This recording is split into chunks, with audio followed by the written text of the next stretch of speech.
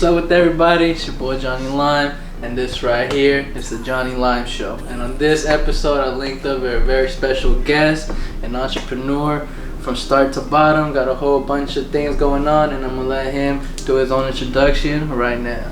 Thank you, Johnny. You're welcome, man, my brother, I appreciate the opportunity. My name is Kamar. A lot of people call me that dude Mar, or they either call me Uncle Mar or Theo Mar. Just a young brother trying to make things happen from a whole lot of nothing, if you know what I'm talking about. And then I get a lot of amazing things accomplished because my handy dandy little cousin, who's definitely my assistant, who gets down with the get down and takes care of most of the stuff that I can't take care of throughout the day. You know what I'm talking about? Yes, okay. So all the things you can do, you gotta have somebody you can trust, though, right? That's right. That's right. So it's got to be family. I get a lot of requests from a lot of people, and I appreciate it. You guys who want to help work with me, and that's cool and all. But it's normally a family thing until it becomes something special. Right now, it's all about the struggle. But you work hard. You got future plans. So. Oh yeah, you work hard, and then we got something big going. Big manufacturing to where the edibles are being produced at a crazy rate, maybe 2,000 a day. Then of course we'll be needing a good staff of 30 people. And we're going to be needing some trustworthy people, so don't worry, it'll happen one day. Okay, so I think the first question that everybody wants to know is what made you want to get into this whole cannabis industry or this whole cannabis, you get what I'm saying? Well, I look at cannabis as obviously more than just the recreational, have fun, let's smoke, let's get high. That's cool and all because we all grew up getting high. I mean, growing up getting high is a cool thing.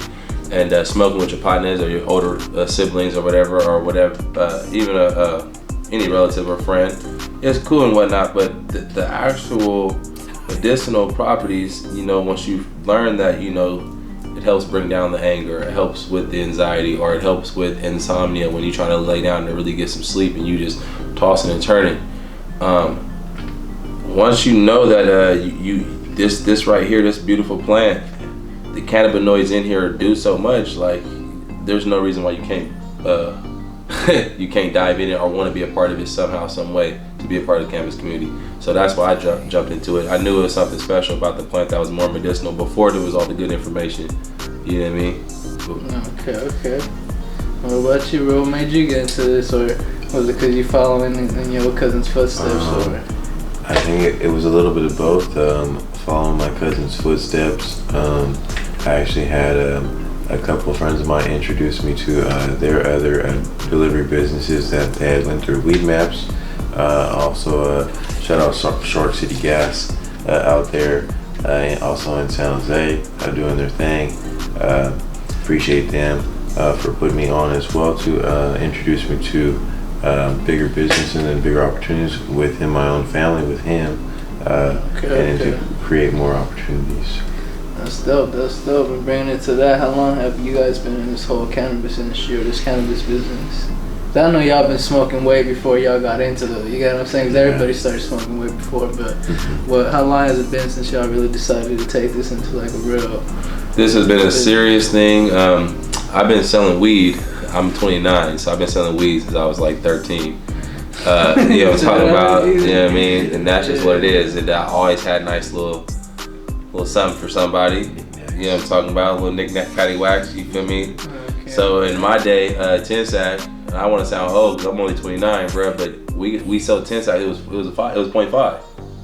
And then this whole gram for the 10 sack, that didn't come up until probably like 2009. You know what I mean? I was already 19, I was already out of high school. I was already way out of high school. You know what I mean? I was already a couple years out of high school, but I've been doing this legally for a couple years, and I love it, man. I seen the avenue of the edibles, and I said, oh man, I'm gonna corner that market, and oh boy, they're not ready for me. They're not ready for me. I had plans. You know what I'm talking about?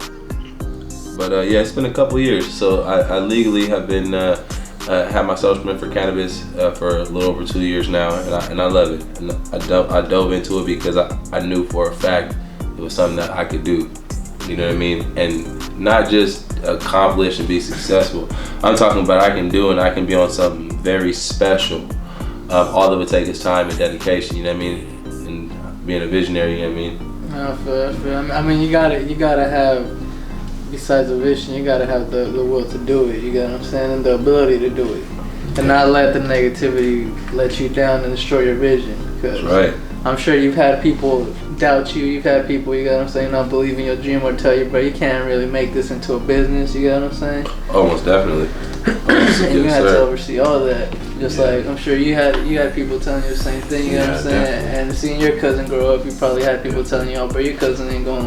You know what I'm saying? Get big or you know what I'm saying? Right now, you just like, man, we ain't even done. This is just exactly. Yeah. Because I'm sure y'all got future plans. And the crazy thing is, like you said, bro, a lot of people know you for your edibles. That's right. So let's get into that, man. So That's right. What made you say edibles out of you know, instead of growing flower or instead of doing concentrates? What made you say edibles are the thing for me? That's what I'm going to do. That's what I'm going. You get what I'm saying? Dabble my feet into. Well, I had a couple of dollars saved up from working. I worked my ass off for 5 years straight doing contract security, and I had a couple of dollars saved up because I was obviously selling my little flowers here and there, or whatever different products I could get my hands on. And I decided I need to invest my money into something so I could, so I don't have to keep working, doing what I'm doing, so I can start working to do something that I love to do. And sure enough, I had two choices. I didn't really decide cultivation only because in cultivation there's such a long process that does not mean guaranteed capital. There is a for sure trial and error. You have to learn, you're gonna have to fall, and you're gonna have to fall again, and you have to fall again, and then you stand up. And any cultivator will tell you that when it comes to growing.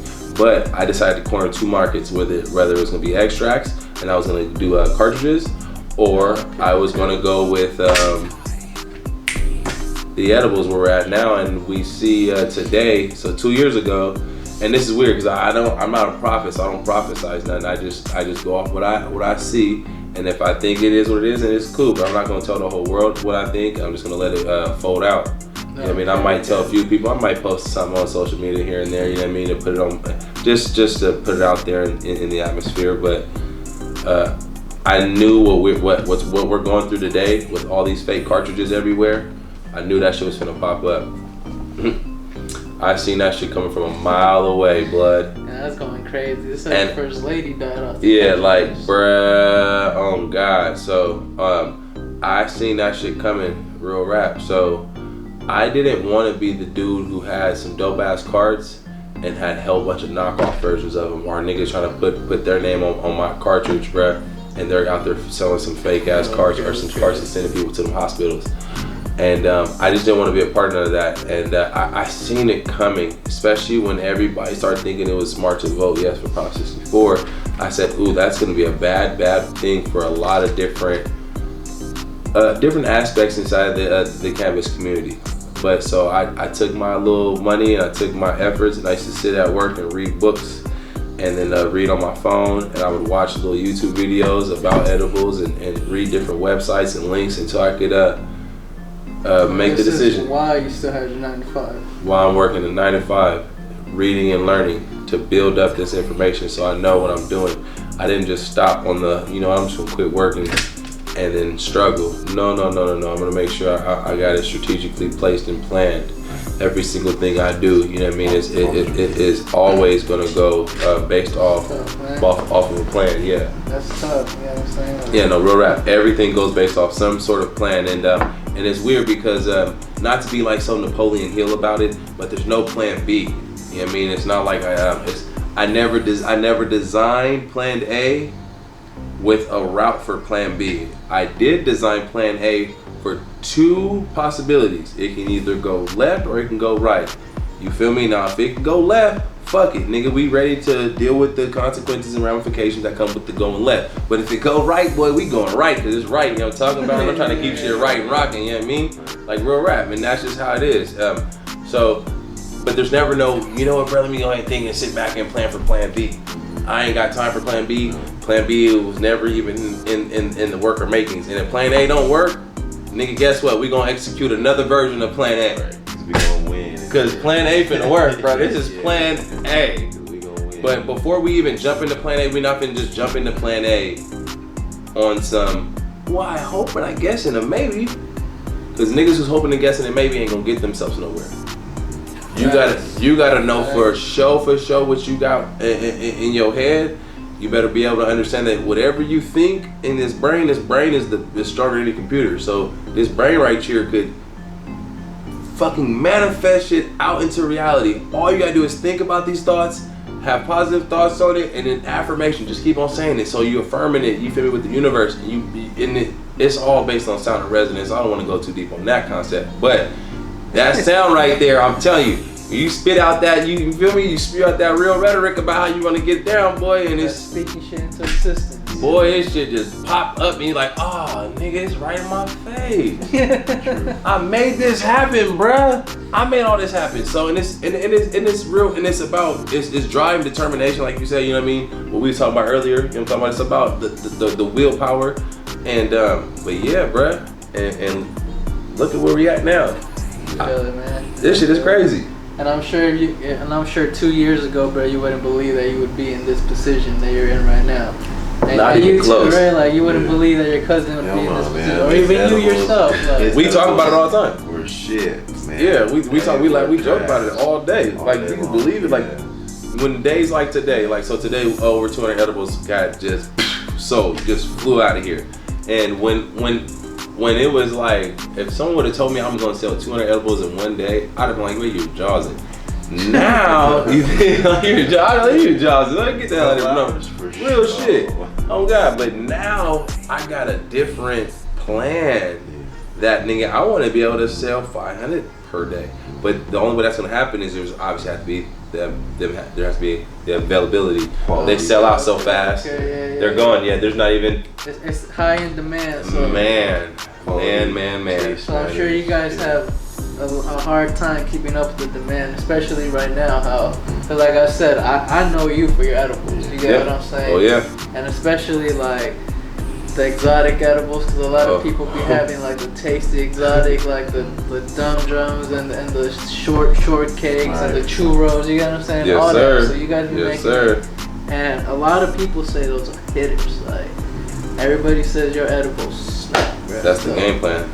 What do you guys feel about that, and how the way that people talk about your edibles and the way people feel about your edibles? Like, we love it, man. Shit, we love going to Mars. So I mean, when we hear those opinions and great positive statements and commentary, it just adds a fuel to the fire to just keep making it that much more smacking, that much more harder to come out with that many more ideas that are eventually going to be presented to the world, but eventually to the opportunity to where we are at in a position to do so at the point in time. And coming to that, like you were saying, it took you, and you were saying the edibles didn't start this good.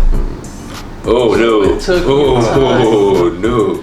So explain to the people how dedicated and how hard it is that you guys got to try again and keep on going. Because I feel like a lot of people, they, like you say, they fail at one thing and they just go ahead and try and something else. And sometimes that was good, because then again, like I said, I first started trying to make music. I first started trying to be a rapper. You get what I'm saying? Right. And it wasn't even English music, but I started trying to make Spanish music, like that thought music. Like before this, I was El Limón de Suerte. You know what I'm saying? Oh shit! Lucky Spanish. And that didn't work for me, and I know that didn't work for me. So if that would have worked for me, you'd be hearing me in Spanish music right now to this day. Real then rap. I tried making English music, you know what I'm saying? Then I tried being a producer. Shout out to House of Jams, you know, he makes a lot of beats, so I tried doing that. It wasn't for me.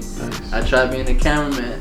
I told you how like I didn't like, you know, dealing with the artists and being on their timeline and all that. So I got to my show, and that's how I landed on this. Yes, sir. So I'm sure you guys tried a whole bunch of different things. So how long was the process of you getting the edibles the way you want them and the way that you're talking about them right now? Because the way you speak on them is like... So it all became, it all really just became out of a lot of work and dedication. So it started off with trying to be healthy and try to make them as clean as possible. It was predominantly everything I got off what you can learn off normal YouTube videos, and your most basic decarbing flour, or I don't know if people know what that decarboxylation. Sorry for the weird long big words, but it just basically means you're activating the THC to THCA, and then that means it's obviously activated, and it will get you high. You put that flower into either butter or some sort of fattening, coconut oil, ghee, any kind of fattening or margarine or something like that. So or oil, and that's what you would use to create this canna butter or canna oil.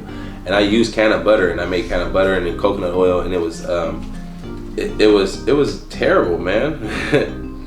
It was terrible. You got high, and you get high off, and I don't care what anyone says about any edible. If the edible is made with flowers, it's you're gonna get high. Some type of substance. You're gonna get you high, man. It's not gonna, I mean, people can down it all you want. You get high. You're not gonna know the THC percentage. It's a super guessing game, which is like 60% of people in the cannabis industry who makes edibles. It's all a guessing game. That's why someone will have like 1,000 milligram edible and it won't hit you, and another company will have 100 milligram edible and you'll be smacked out of your mind, because both of those percentages are super skewed and way off, because they've never even passed 3rd grade mathematics, let alone will they have the ability to know how much THC is actually in the edible. But this all comes with learning. Yeah, man, and I started off with making flowers and using flowers and being on the guessing game with, I don't know how many THC is in here. It tastes terrible. I tried to clean out as much as I could to make it taste better, but it was bad. I even started using RSO oil. A lot of people who don't really know what that is, it's like a crude oil. The Red Simpson oil, right? Yeah. I'm trying to put people on it, man. Yeah, I usually just pour it in some honey with some lemon and then throw it in the microwave. Oh, perfect. Let it dissolve and then perfect. drink it. Perfect. It literally helps save a lot of lives too if people eat it, and it also helps a lot of cancer. You get the full effect of the plant, so. Yeah, exactly. Definitely, yeah. I have a lot of cancer patients who love that shit and they need it. It helps them out way more than any opioids. Don't get it twisted. But with that being said, yeah, man. Then I started making edibles to where people like them. Once I realized people like them, I started buying stickers. And then once I started buying stickers and whatnot, I started wrapping them. They were first obviously in sandwich bags, but then I started wrapping them in foil or Glad wrap or whatever, and I would slap this little sticker on top of that bad boy. Once the stickers were slapped on there, it was going down, man. And I would start selling a lot of edibles, but they weren't that good. They were decent, you know what I mean? They were about as decent as it's gonna be, but they weren't like nothing special. And then once I realized I got more than 10 people buying my edibles, I said, well, let me start investing more money into this. And I started investing more money into it, and I bought some distillate, and that's when the game started changing. I only bought a little bit at the time, and I was still mixing the distillate with the actual flour. Coconut, yeah, coconut butter, yeah, the coconut oil infused flour, yeah, and it was and it still had that terrible taste. But the day I had more than 20 or 30 people buying the edibles, I went just no more flour, no more trash taste, and only the high quality taste of distillate, and it just went skyrocket from there. And it has not slowed down. It has not slowed down since then. And I've just tried to use different things, and once I created that candy bar, the cookie and cream bar, man, it's been over ever since then. Now I have people who are right as we speak currently waiting on orders of that candy bar, and they'll take a 50 piece, a 30 piece, a 40 piece at any given time. It's that vegan chocolate, right? Yep. That is a must. It is like people love it, and it's ridiculous because of the flavor, the taste, and I like to spit on Hershey's, because Hershey's makes a cookie and cream bar, but they don't put the cream from the inside of the Oreo in there. You know what I'm talking about? That shit's serious. You know what I mean? So if it's cookie and cream, that's the cream. You can't call a white chocolate cream. So what's the cream in the cookie and cream bar for them? That's true, because they use the white chocolate and then those little chocolate balls. Yeah, exactly. And they're not even made by Hershey. That's some other little. I mean, they're not made by Oreo. That's a Hershey's little chocolate ball in there. So it's kind of just you know what I mean? So you make the real deal. I make the real deal cookie and cream joint, and it's over. And that just has it has made shit even worse. They love it. I can't even post it sometimes when I make it. That's all right though. So I think the way that we need to tell the people, man. So you started, you got this going for 2 years. So what do you have future plans for that dude more for the brand, for the edibles, for you in general, and for your whole team? You get what I'm saying? Well, on a big picture of scale, I want every single human being that I can get off of opioids and eating an edible, whether it's my edible or whether it's someone else's edible. But for sure, a lot of athletes, I grew up playing a lot of sports, and they would love to just throw that heroin on us. And that's why a lot of I feel like the young athletic males, whether you're, especially if you're black or brown, drinking that syrup, drinking that codeine, that comes from being an athlete, and for some people, for most of them, and they're used to having them opiates, and they love that down feel. I don't think that's good for our peoples. No way, no how. And I'd rather get them on something more natural, a little different. You know what I mean? And putting it in a store. So the future thing has something to do with like the storefronts. During Prohibition days in the 1920s, if we were to be sitting down having, obviously the cameras and all that wouldn't be, but if we had the opportunity, in the 1920s, be sitting down doing this, we would real rap, bro, be laughing at the fact that there's going to be a store that's called a liquor store, like a liquor store. Like that would have been a joke, bro, because this alcohol shit was like straight illegal. Now there's liquor stores everywhere. Now every single grocery store you go into, there's a liquor aisle. Every single not hardware store, every like department store, bruh, for sure there's an alcohol aisle, bruh. You go to any Target or Walmart, there's an alcohol aisle, bruh, so you can get your drink. And if not, you can get some brewskis at every gas station. You can get you a brewski at every gas station, bruh. This a gas station, but you can get liquor here, bruh. And if you would have told someone this in 1920, they would have laughed at you. So I'm telling people this right now. It is 2019. Check game, bro. By the time we hit like 2025, bro, there's gonna be more than just cannabis clubs. There's gonna be like weed stores where you walk in and it's nothing but possibly all hemp products, bro. We might even have a lot of hemp shit take over because they're making this cannabis shit legal. So there's gonna be more bigger shit like the wood that they building houses and buildings with, bro.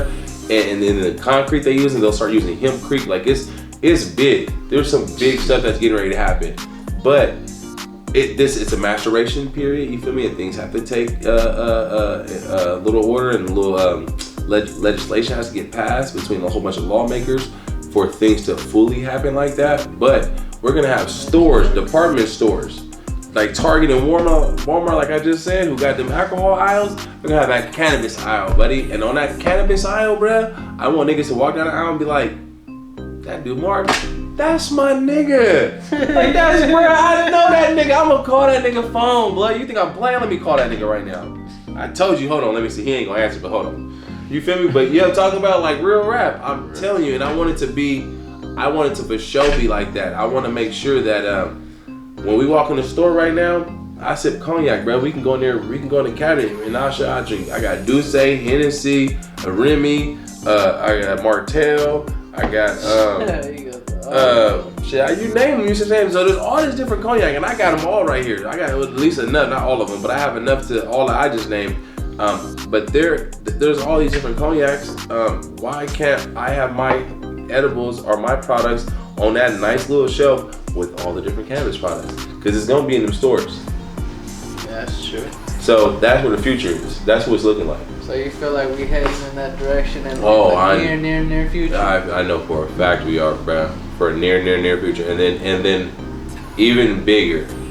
It just depends on how they allow the whole outdoor thing to get grown, especially throughout a lot of states that have been super illegal and they haven't, you know what I mean? So there's a lot to it, but yes, in the near future, most definitely. So do you feel like you're on the right pace with the whole shit that everything's going? Like everything's going the same speed that you're going, or you think you're ahead of its time? Or I always feel like I'm a step or two ahead of everything that I got going on around me, and I feel like I have to. So that's why I try to prepare myself a little differently for everything, and just allow life to fold out the way it's gonna fold out. But I'm prepared for the like I said, that left option or that right option. See that dude Mar, he's going the right speed, the right pace, that everything's going the way the industry is going.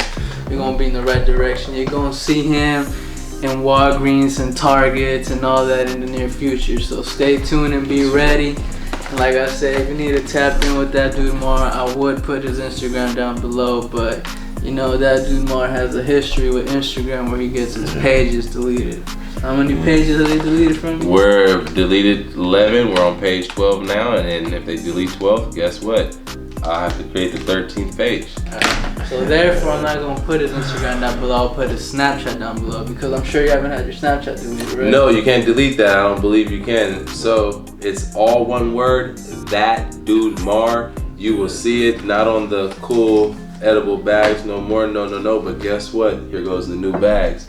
And on the bottom of the new bag, you'll see it, all one word, that dude Mar, and the QR code. You know what I'm talking about. Tap inwardlessly. And you gotta see how they started, man. You heard it from the beginning of the story. He started with sandwich bags and throwing the stickers in there. Moved on to having some packages just like these, and now investing in the new packages. So hard work, dedication always pays off in the end. Thank you to that dude Mar for having me here, letting me pull up. We got new content dropping. Season 2 is coming soon, so be ready. Yes, sir, I want to give a big thank you to that dude Mar, bruh. I appreciate you. It's love, King. Hell yeah, no, it's love, King. I appreciate you. Yeah, no, most definitely. Hell yeah. Tap in, be ready, keep an eye out for the edibles. So exotic. Shout out to bruh. Shout out to dude. Let's get it. You were watching the Johnny Lime Show. Have a good night. Shalom.